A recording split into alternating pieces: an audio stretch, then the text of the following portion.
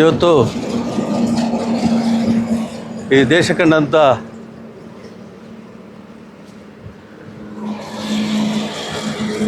ಈ ರಾಜ್ಯದ ಮಾಜಿ ಮುಖ್ಯಮಂತ್ರಿಗಳಾದಂಥ ಹಸಿರು ಕ್ರಾಂತಿಯ ಹರಿಕಾರರಾದಂಥ ದೇವರಾಜ ಅರಸೂರವರ 111ನೇ ಜನ್ಮದಿನೋತ್ಸವ ಮತ್ತು ಈ ರಾಜ್ಯ ಕಂಡಂಥ ನೇರ ದಿಟ್ಟ ರಾಜಕಾರಣಿ ಎ ಕೃಷ್ಣಪ್ಪನವರ ಅಳಿಯಂದ್ರಾದಂಥ Shriman D T Srinivas KPCC ಅಧ್ಯಕ್ಷರು ರಾಜ್ಯ OBC ಅವರ ಪದಗ್ರಹಣ ಸಮಾರಂಭಕ್ಕೆ ಇವತ್ತು ಹೆಚ್ಚಿನ ಸಂಖ್ಯೆಯಲ್ಲಿ ಮುಳಬಾಗಿಲು ತಾಲೂಕಿಂದ ಕಾಂಗ್ರೆಸ್ ಮುಖಂಡರು ಇಡೀ ತಾಲೂಕಿನ ಆದ್ಯಂತ ಹೆಚ್ಚಿನ ಸಂಖ್ಯೆಯಲ್ಲಿ ಆ ಕಾರ್ಯಕ್ರಮಕ್ಕೆ ಭಾಗವಹಿಸಲಿಕ್ಕೆ ಹೊರಡ್ತಾ ಇರುವ ಸಂದರ್ಭದಲ್ಲಿ ಡಿ ಟಿ ಶ್ರೀನಿವಾಸ್ ಅವರು ರಾಜ್ಯದ ವಿಧಾನ ಪರಿಷತ್ ಸದಸ್ಯರು. ಆದಷ್ಟು ಬೇಗ ಮಾಡೋಣ ಅಂತ ಇಡೀ ರಾಜ್ಯ 7 ಜಿಲ್ಲೆ ಓಡಾಡ್ಕೊಂಡ್ಬಂದ್ವಿ.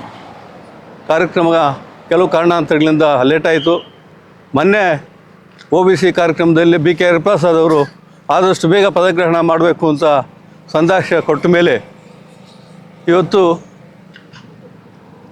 ದೇವರಾಜೇಶ್ವರ ಜನ್ಮದಿನೋತ್ಸವ ದಿನದಂದು ಅವರು ಪದಗ್ರಹಣ ಮಾಡ್ತಾ ಇರೋದು ಈ ನಾಡಿನ ಜನತೆಗೆ ಶುಭಾಶಯ ಕೋರ್ತಾ ಇದ್ದೀನಿ ನಾನು.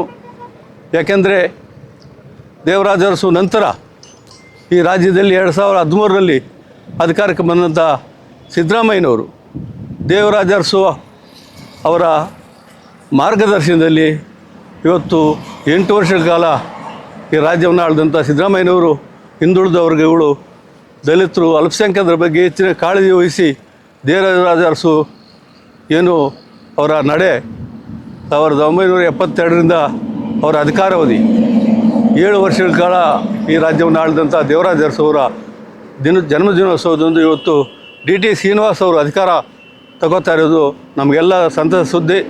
ಆ ಕಾರ್ಯಕ್ರಮಕ್ಕೆ ತಾಲೂಕಿನಾದ್ಯಂತ ಎಲ್ಲ ಸಮಾಜದ ಬಂಧುಗಳು, ಕಾಂಗ್ರೆಸ್ ಮುಖಂಡರುಗಳು ಹೆಚ್ಚಿನ ಸಂಖ್ಯೆಯಲ್ಲಿ ಆ ಕಾರ್ಯಕ್ರಮಕ್ಕೆ ಯಶಸ್ವಿ ಕೋರಲಿಕ್ಕೆ ಹೋಗ್ತಾ ಇದ್ದೀವಿ.